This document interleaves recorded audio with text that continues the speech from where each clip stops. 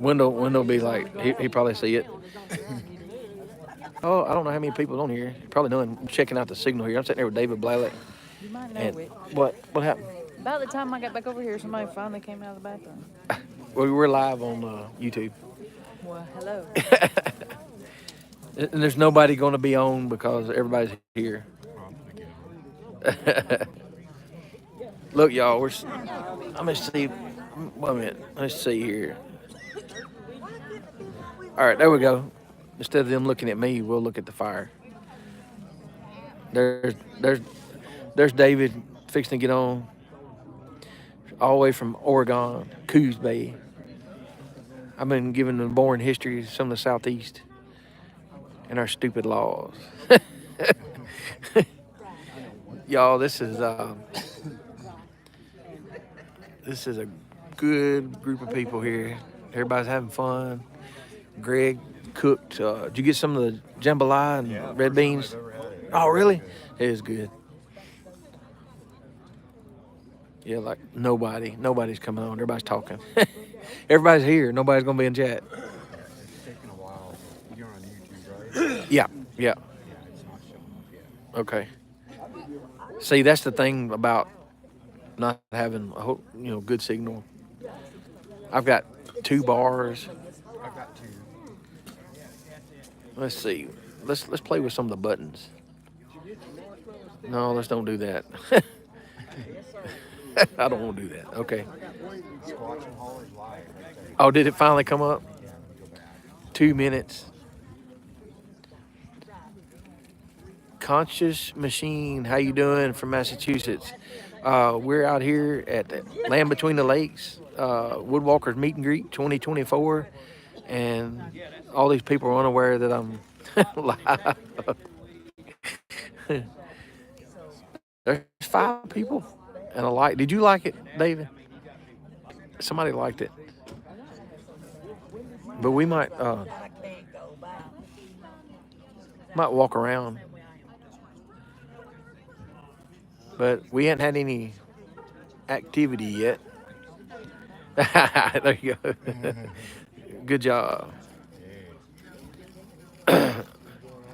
Oh yeah, we're just here meeting each other.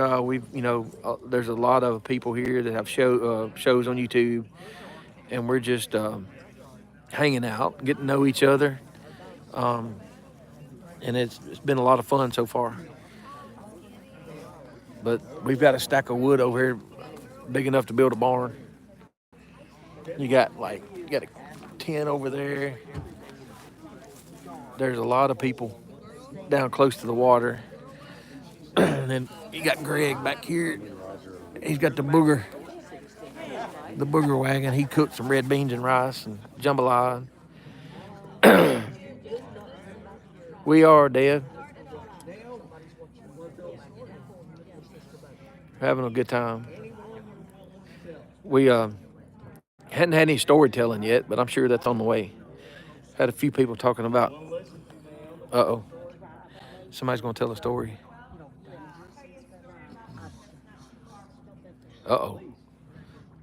Somebody's finna scare us. It got quiet. What?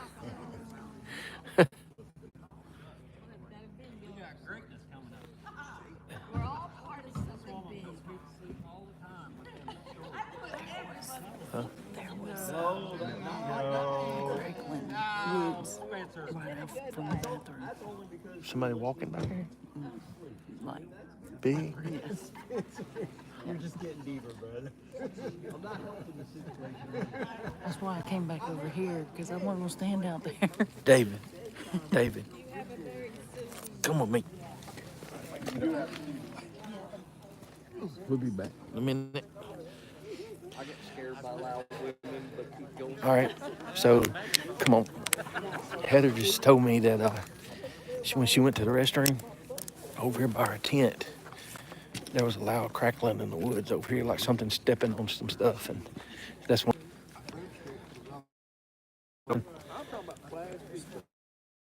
Last night, Dad pulled us right here in these woods. People were hearing like bang. Oh, really? And she said while she was setting up our tent, she heard it bam. And she walked back over and she goes, "Did you guys hear that?" And they're like, "Yeah, we heard it." Y'all, everybody's talking over there, and David is here with me. My wife heard, she's got good hearing.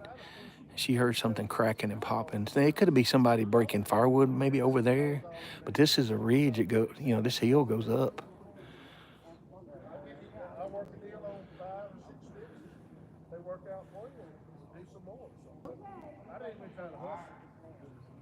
She hurried up and got back over here, so I'm not looking at chat, y'all. We're seeing if we hear something. So this is my tent set up here, and I was worried about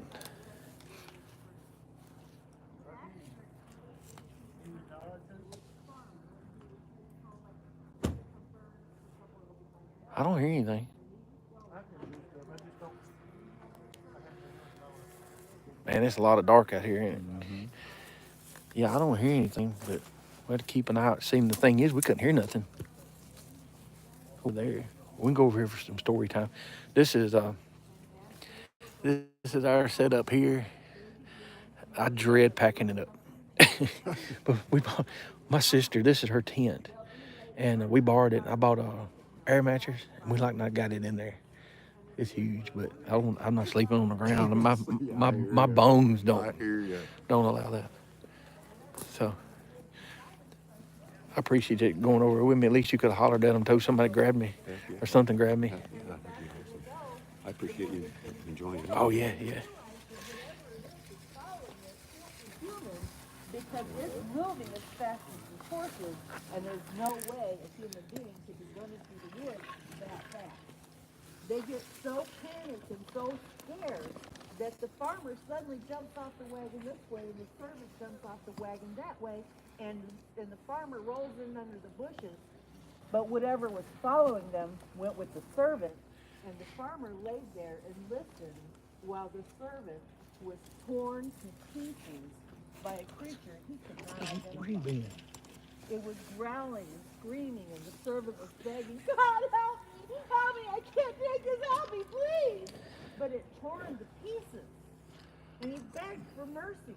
He wanted desperately to get away from this thing, but he couldn't, and it was ripping at him, and the farmer could hear the bones crunching, and he could hear the cries of the servant. There was nothing he could do to save the guy, until finally, with a horrible crunching sound, the servant breathed his last. And the farmer, he sat there, and he laid there under the bushes until dawn. He was too afraid to move.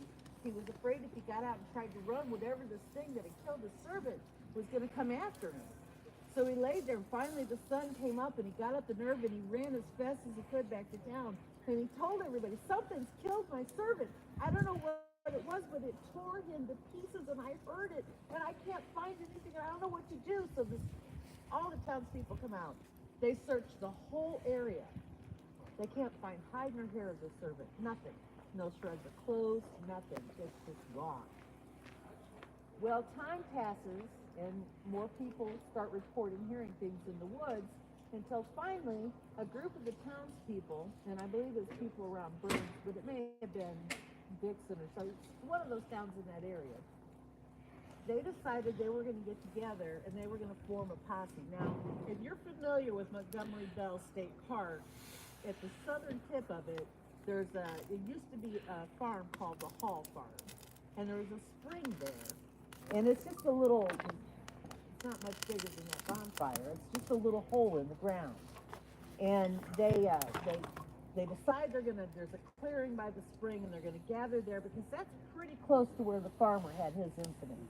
And they all decide they bring a goat out there, and they stake a goat there in the clearing, and they all get in the woods around the clearing. Everything hold it up, and the thing is gone. It's gone, and real posse are gone. Never seen again. Well, word got out about this, People didn't know, what is this? People are talking about it. They're talking about it in New York and in California. There's some kind of a monster. And people are describing this thing like it's a werewolf. This big game hunter hears about it. He decides, well, there's nothing I can't kill. I've been to Africa and I've shot elephants and I've shot lions, tigers in India. And I can do any of this. This nothing for me. So he comes there, and there's a cabin there on the Hall Farm, not far from the clearing, or from the spring. And it's got a clear view of that clearing, and he rents the cabin for a week. Now, for the first several days, he goes out and he tracks during the day, and he doesn't really see anything. But, he sits there on the front and looking out the front window at night, and he doesn't see anything go by, but he keeps looking. He keeps thinking something's going to show up. And lo and behold, after about 4 or 5 days, he's sitting there one evening looking out the window, and this tall, walking on 2 legs, hairy creature walks into the clearing. The big game hunter, he's like, well, this is obviously it. This is something I've never seen before. It's got to be it. Pulls up his rifle, takes aim, fires. Dead shot.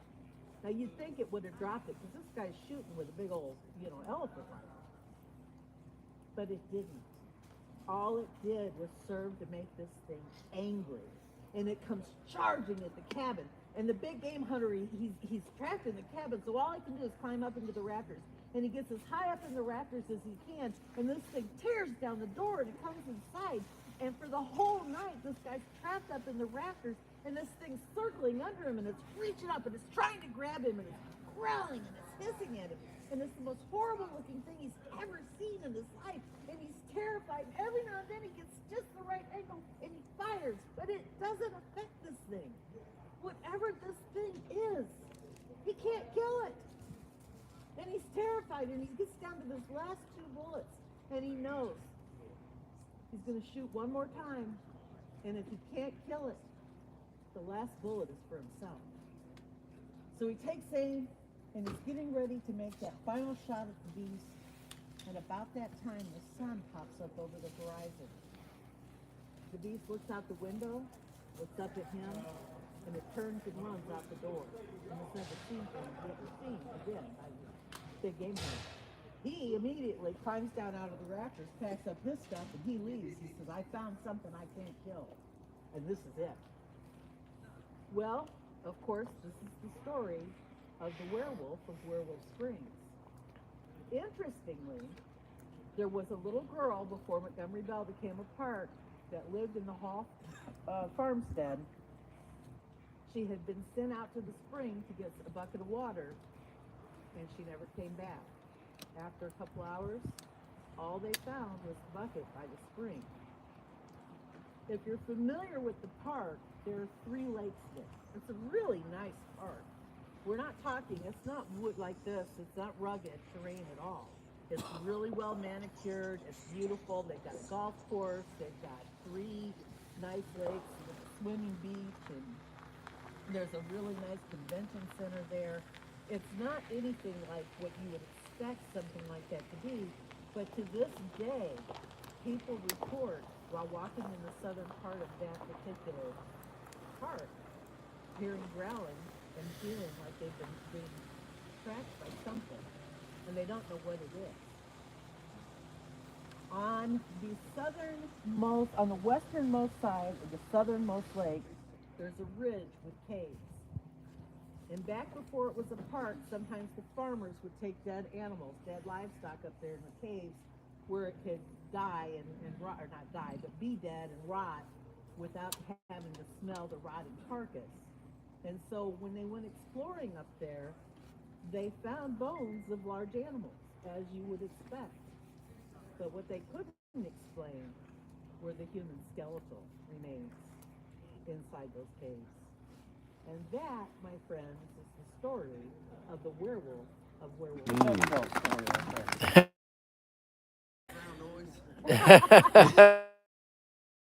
Turn this up. I think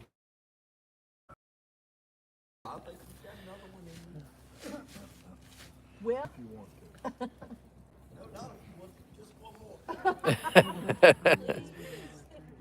Has anybody ever heard of the Arkansas? Anybody Anybody know from where Arkansas? Conway, Arkansas is? My dad's from Arkansas. Okay, it's just not too far from Little Rock. And the Arkansas River runs right through there. And there's a little island in the middle of the river that is called Beaver Dam My Island. dad's from Little Rock. And there is, I don't know if anybody How'd has they any end of up out you there? ever heard How'd they end up out P. there? Allen Smith. He's a landscape and horticulturist expert who he used to have, and I don't know if he still does, but he used to have a channel or a show on PBS. He owns the plantation that runs alongside that.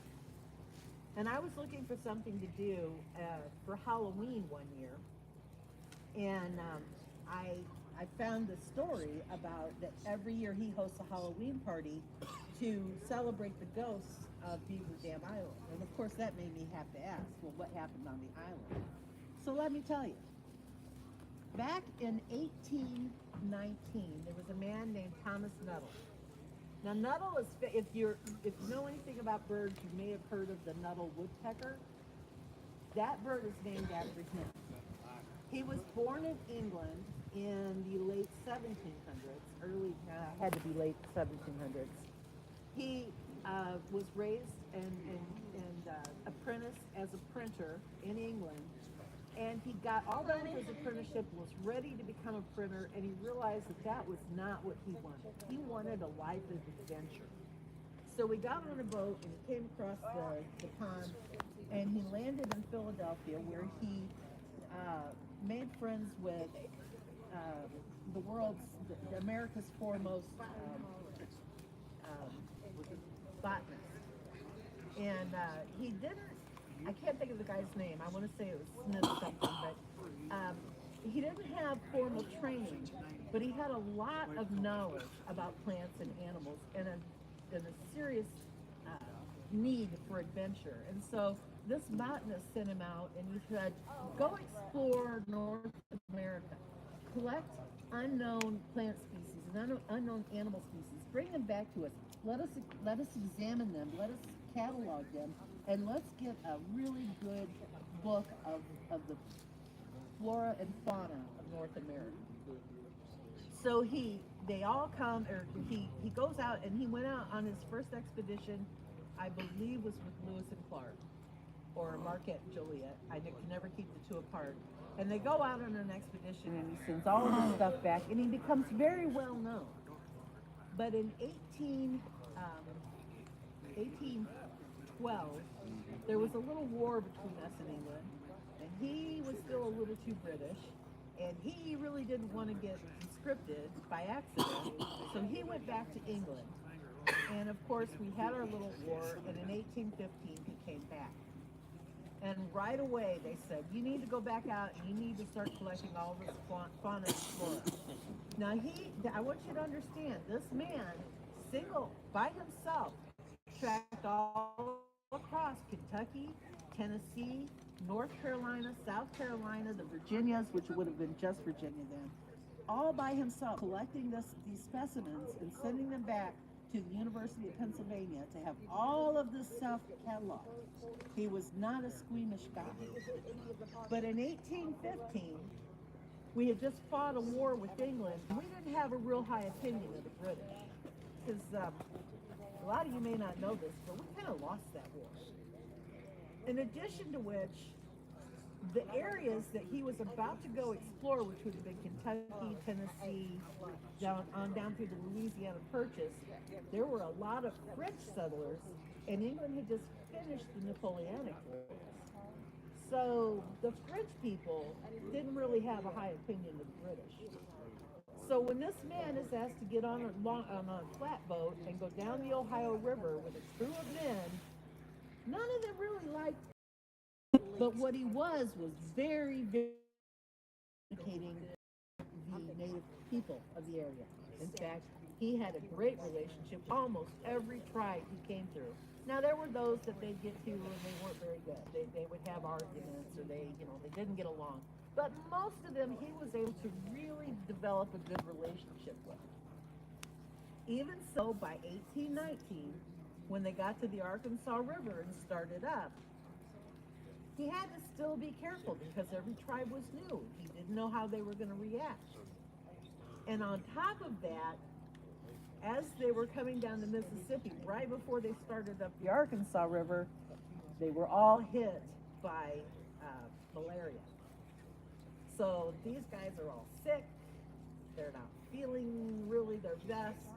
They're headed up the Arkansas River, and they're not sure if they're going to meet friendly people.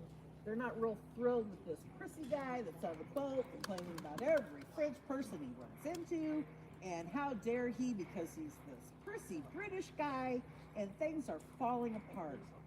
They get to Beaver Dam Island, and they camp there on the island for the night, October 31st, 1819. Because they're sick, some of the people who are sicker are closer to the middle by the fire. Because they're not sure of how the natives are going to react to them, those people are sleeping kind of out, and they're all spread out over this island. Some of them are kind of tucked under the underbrush, and they're scattered all over the island. They all fall asleep, October 31st, 1819. Thomas Nuttall wakes up to a horrific, "Ah!" And he sits up and he looks around, and he realizes that there are these massive two-legged beings, and they are ripping his men to pieces, and he's watching it, and he can't believe he's seeing this men. A man stands up and he's running and screaming, "No, no, no!" And he gets his head ripped right off his shoulders, and he's watching this, and he's like, "What is happening?" Because he knows he can't do anything, he kind of slides back under the underbrush, and he's watching in horror, waiting for his turn to be ripped to pieces. And he passes out because he has malaria, and he's not feeling good. Finally, dawn comes the next morning, and he opens his eyes again, and he looks around at the carnage, and this entire 20 or 30 man expedition, they're just body parts at this point. They've all been ripped to shreds. Arms and legs and feet and fingers and toes and eyes and heads. It's everywhere. There's blood. It's just a huge bloodbath. And he kind of crawls out to the fire, and he's looking around, and he's trying, God, is anybody alive? And one man kind of moans over in the bushes, and he crawls over there, and he kind of shakes him, and the guy looks at him and says, you're alive, and he says, yeah. He says, what happened? He says, I don't know. I opened my eyes, I stood up, I was going to go in and help, and something hit me from behind, and I just woke up. I don't know. He finds another guy, same condition, barely able to speak, battered and beaten beyond belief. 5 men survived that night. 5 men, and at least 3 of them saw a tall, bipedal, hairy beast. Multiples attacked them. They continued on their expedition. They got to Colorado. They turned around, came back. They went to the Philadelphia, and the experts said you were attacked by bears. To this day, the attack, the Moss Mountain Massacre, is attributed to bears.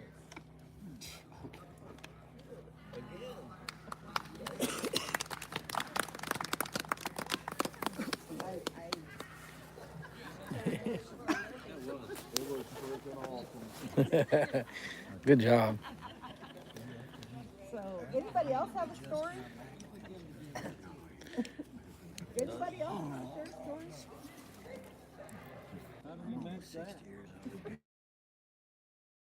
I can read pretty good off of the computer screen. Slither off. I didn't start out that way, but I've kind of gotten a knack for it. But I can't perform. I'm not made that way. So I'm sorry. However, I have a pretty good podcast, I think. If you'd like to talk to this mic, you don't have to say your name. If you've had an encounter or whatever, I know it's kind of cheesy me asking for this here, but I love these. Like she just told these stories. If you've had an encounter that's real, I'll mic you up. You don't have to say your name. Nobody will have any idea who you are. And you can tell your story, and it'll be on the podcast. Cam, hold on. So, anytime this weekend, if you want to now, and you're like, no, I don't want to, but maybe tomorrow you get brave. I'll be here. Just say, hey, let me have that mic. We can sit over there. We can sit over there. It doesn't matter. I can give you the mic, and you can go off by yourself and tell the story. It doesn't matter. Greg. Greg. Greg! Cool kids up there.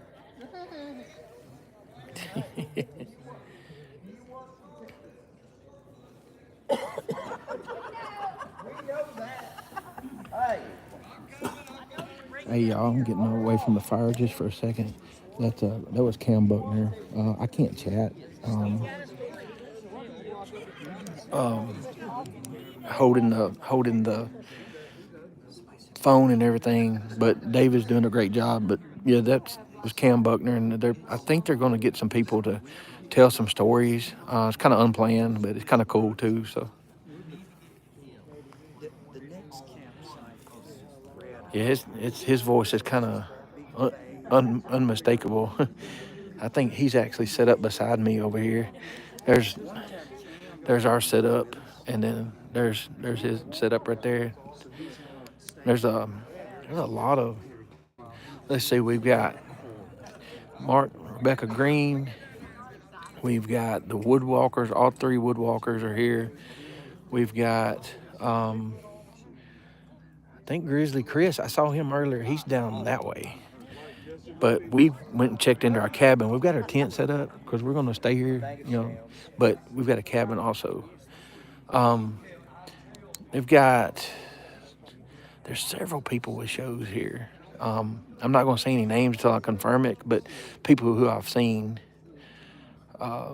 should be a big day tomorrow. I think this campground's full. I don't know what the others are like. But yeah, thank y'all for coming in. Yeah, and I did see, the signal here is crappy, to say the least. But I found a spot here. I like it color too. I like having I am a total narcissist. Yeah, I'll definitely do some videos. Today has been more about getting here, setting up the tent and the 10 by 10 and whatever. And everybody's, Greg cooked some red beans and rice and jambalaya earlier. It was, oh my God, it's so good. That's them up here. I'll take y'all up here and show you his setup. Hold on. So that Greg and those guys, that's who y'all heard laughing in the background.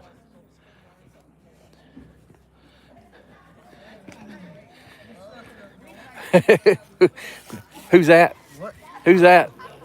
It's me. Y'all know who that is? Y'all ask Misty. No, we're live on YouTube.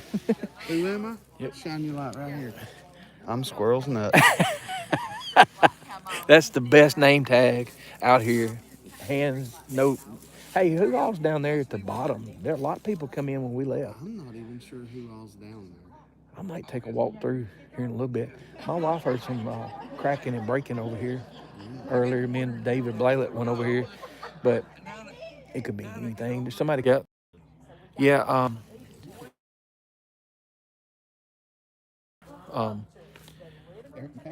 Yes. Listen, the two people that are trying to get furthest away from everybody is Kane. He's got a good setup, and then Bama is Bama is here, but he's way over there, over the next ridge. So we will. Yeah.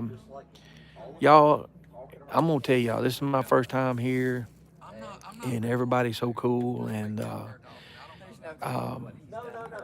David Blaylock is like on cloud nine. He said because he flew in, him and his wife flew in from Oregon, but I'm the same way.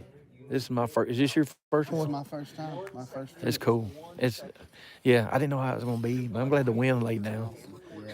Yeah. They- That wind was brutal yesterday when we came in. I told him, I said, I'm putting that wall up on that 10 by 10. I'm either going to help us or I'm going to make it put a sail on it and it's Yeah, going to end up yeah. over the trees. We So. wouldn't even put a canopy up yesterday because we didn't want to go catch it in the woods. And it laid down. It's pretty good right now. And it's not too bad. Y'all, check out this stack of wood. I think somebody went and stole a barn. I think Greg and Misty and Spencer went and stole a barn. Y'all, those are logs. That's, what was that, 8 foot, 10 foot? At What least, the crap? at Is that a least- dog or is that Kumbo down there calling up boogers? I bet that's probably sister. Yeah. So I'd like to go down there and see if like grizzly crest and some of those are, but I don't get shot down there. All right, so hold on a second.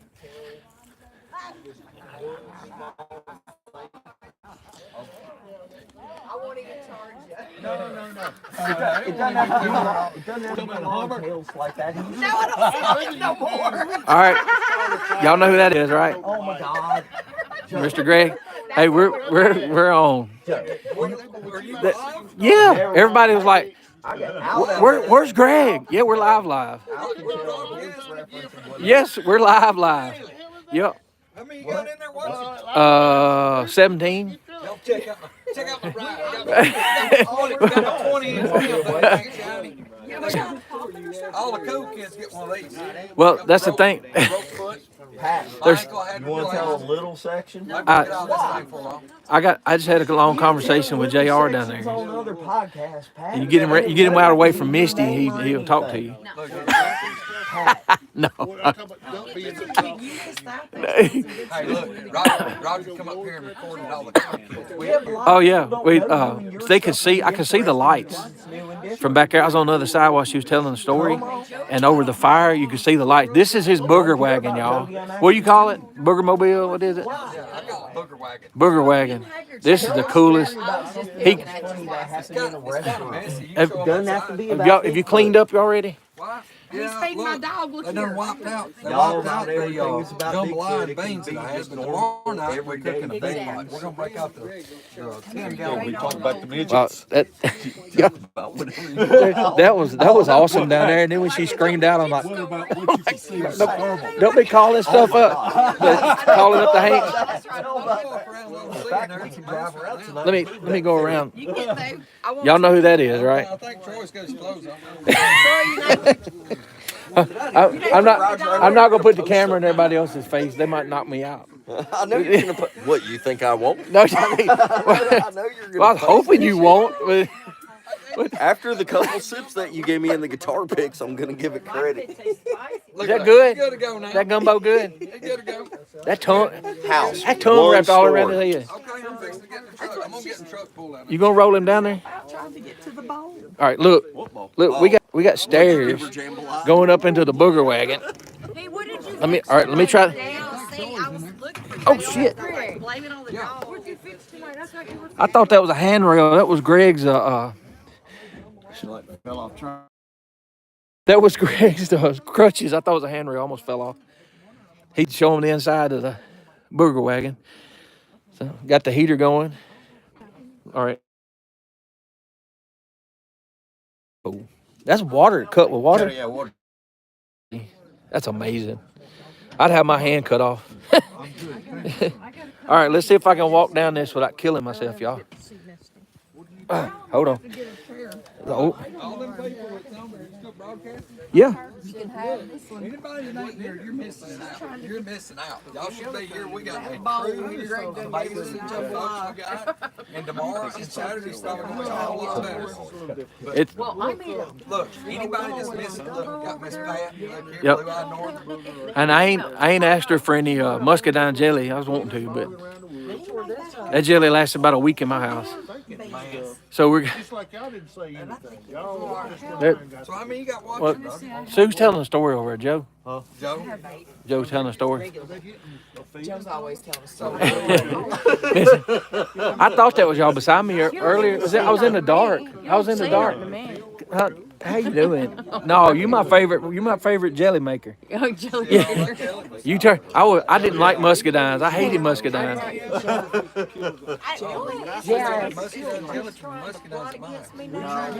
And I hadn't eaten muscadine since I was 17. Refused to because of something that happened. I took it home and it lasted a week. I was making excuses like, we got bread. I want to make some toast. Y'all good? We got peanut butter. It's good. It is really good. I got to cut Joe off on it. I'm giving that shit away. Man, Fowler Man, said, I'm hey. telling you. It's good. Yeah, I'm telling you. Where's Abby? Abby, come here.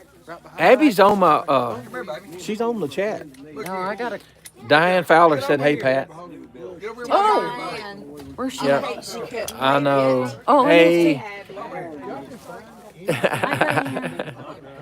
Hate you couldn't make it, Diane. Yes. Richard, thank you. Diane there. Yeah. Yeah. Yep. Hey, Diane. Tell Miss Diane, hey. Hey, everybody. Tell them, Abby, what they're missing out on. Tell them how big a time you're having. There's not any food here though, right? You find anything to eat tonight? Jambalaya beans? Are you live? Yeah. Oh, hell. Yes, I'm live. You know what? I wonder how much we could make. Here we go. Well, now, depending on what's going on, I mean, we just went over this just a few minutes ago. Hey, maybe Brother River Morris will see that Well, little episode. I was trying. River Brother, we show our missing Pay for the here. trip. He's in here. Yep. Yeah, River, look here. I've need done to walk seen, around and see if I've done anybody seen needs haircuts. David and Dee and done had big hugs from both of them.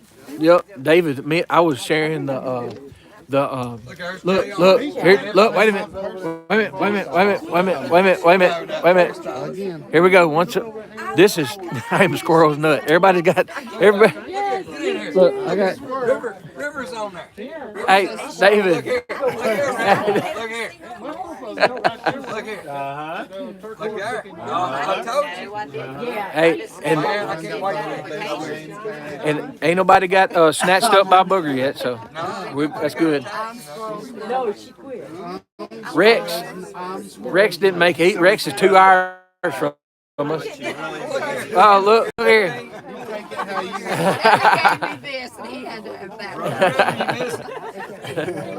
But yeah, we can see people up here. I'm not gonna show other people without permission because I didn't figure y'all cared. Roger, you can't show me on camera. Man, I do not give permission to use my likeness on. Yeah, and I went. well, I want a T-shirt where you pointing at people like. pretty much everything's unlike me. He's just aggravated. I know. Hey, me and him gonna hang out. I'm on live, so I'm not going to show everybody. 'Cause I might get hit over the head with a stick. But they were down there. We were down there listening to the stories. That was pretty good. I got tired of trying to hear. Yeah, I got a bad right ear, and then any kind of background noise, I have a hard time. I was right behind her though. I got a front row seat. Let's see. It said